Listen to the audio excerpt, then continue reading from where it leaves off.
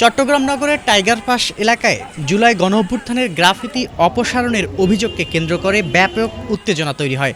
দুপুরে tiger pass এলাকায় নতুন করে গ্রাফিতি আঁকতে গেলে পুলিশের বাধার মুখে পড়েন এনসিপির নেতাকর্মীরা। এ সময় পুলিশের সঙ্গে নেতাকর্মীদের ধস্তাধস্তির ঘটনা ঘটে। পরিস্থিতি নিয়ন্ত্রণে রাখতে ওই এলাকায় সব ধরনের সভা সমাবেশ ও মিছিল নিষিদ্ধ করেছে Chittagong metropolitan police. Tiger pass এলাকায় জুলাই গণঅভ্যুত্থানের গ্রাফিতি অপসারণের অভিযোগ ঘিরে রোববার রাত থেকেই উত্তেজনা বিরাজ করছিল। এ ঘটনাকে কেন্দ্র করে এনসিপি ও বিএনপির স্থানীয় নেতাকর্মীদের মধ্যে পাল্টাপাল্টি স্লোগান ও উত্তেজনাকর পরিস্থিতির সৃষ্টি হয়, যার ফলে আইনশৃঙ্খলা রক্ষাকারী বাহিনীর অতিরিক্ত সদস্য মোতায়েন করা হয়।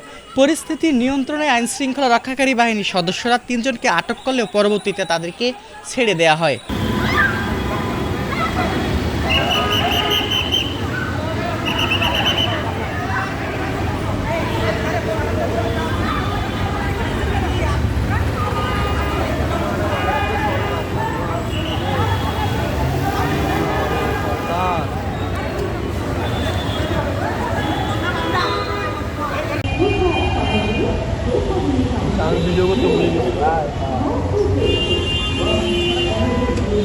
আমার